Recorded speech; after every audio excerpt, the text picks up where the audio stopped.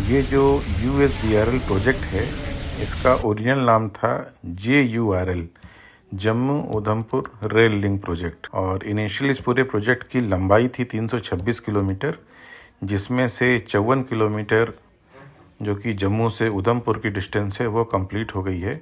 अब Udhampur Srinagar Baramulla rail project, इसकी लंबाई बची है 272 किलोमीटर। इन 272 किलोमीटर में से बनिहाल से संगलदान ये फरवरी 2024 में अभी रिसेंटली खुला है। उसके सबसे पहले काजीगुंड से बारामूला सेक्शन जो कि 118 किलोमीटर का था, ये 2009 में ओपन हुआ था। और काजीगुंड से बनिहाल जो कि 18 किलोमीटर का है, और इसी सेक्शन में एशिया की सबसे लंबी ट्रांसपोर्टेशन टनल वो बनाई गई थी, जिसका नाम है पीर पंजाल, क्योंकि पीर पंजाल रेंज से गुजरती है। ये 2013 में बनकर तैयार हो गया था। और उसके बाद में उधमपुर से कटरा 25 किलोमीटर का सेक्शन 2014 में बनकर तैयार हो गया था।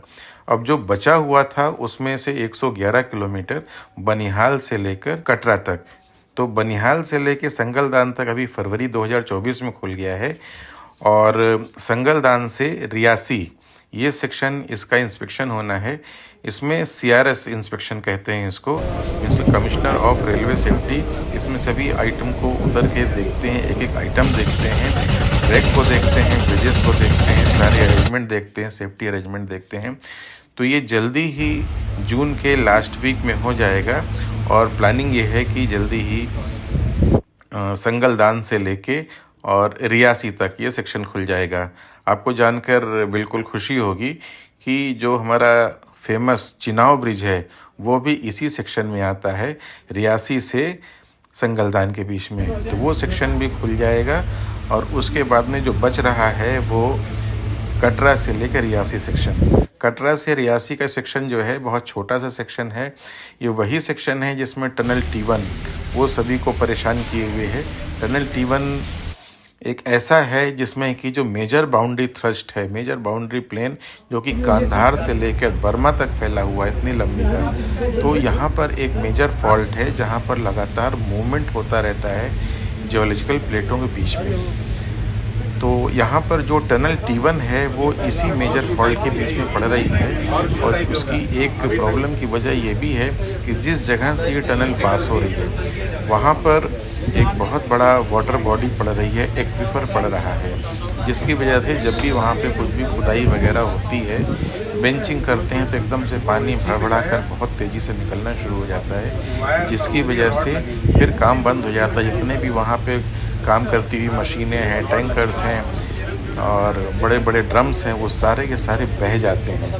तो ये बहुत ही कॉम्प्लेक्स सेक्शन है क्योंकि पूरा का पूरा फॉल्ट जोन में पड़ता है। और आश्चर्य की बात यह है, इस फॉल्ट जोन की लंबाई या चौड़ाई कह लें अपने आप में 350 मीटर के आसपास है। मतलब ये कि जो फॉल्ट है वो 350 मीटर की विड्थ में उसमें मूवमेंट होता है, जिसकी वजह से वहाँ पर मूवमेंट हमेशा बना रहता है। एक्वीफर वहाँ पे हमेशा परेशान कर रहा है। जियोलॉजिकल मैप को डिस्कस कर लेते हैं, क्योंकि टनल T1 एक मेजर बाउंड्री थ्रस्ट से होके गुजर रही है।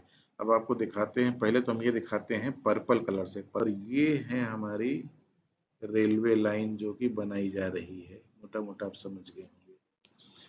और रेड कलर से आपको दिखाते हैं, ये रेड कलर का ये रोडवे है। और 3 अलग अलग जगह पे मैं आपको दिखाता हूँ। ऊपर की तरफ देखें, बीच में काजी कुंड ये रहा, जवाहर टनल ये रहा और बनिहाल ये रहा। तो मोटा मोटा ये बता दें कि बनिहाल से काजी कुंड, मतलब कि ये जो लोकेशन है ये पहले ही बन चुकी है। ये रहा बनिहाल, बनिहाल से काजी कुंड बन चुका है।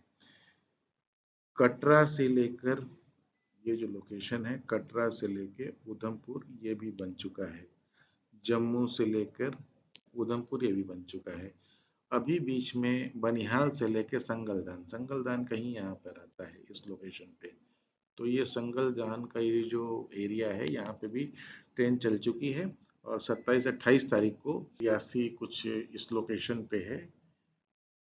तो यहाँ पर इस जगह पर इसको डिफरेंट कलर से कर दें जिससे क्लियर नजर आए, ये है।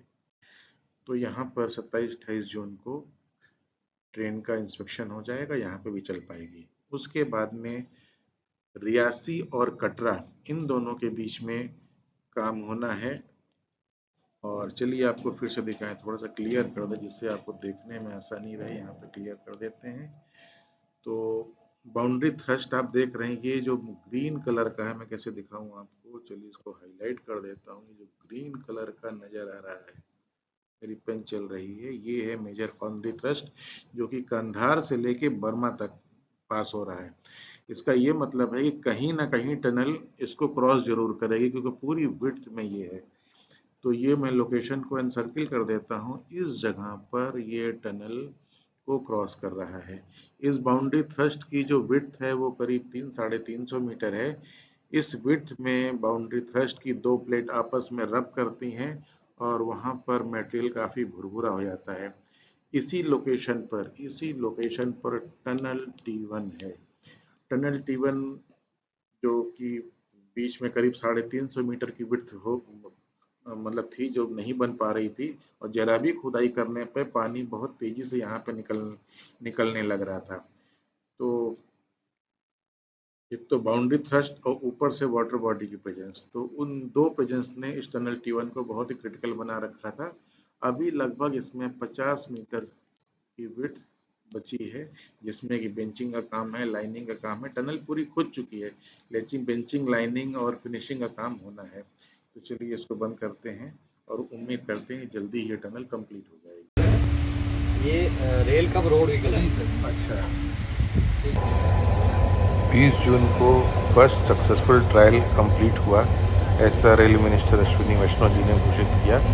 संगलदान और रियासी के बीच में पहली इलेक्ट्रिक ट्रेन चली 10 डिब्बे की, और इस तरह से पहली बार चिनाव ब्रिज के ऊपर रेल चल गई है। और इस महीने के अंत तक, यानी कि 30 जून तक, इस पूरे सेक्शन में, पूरे सेक्शन का मतलब रियासी से लेकर संगलदान तक ट्रेन स्टार्ट हो जाएगी।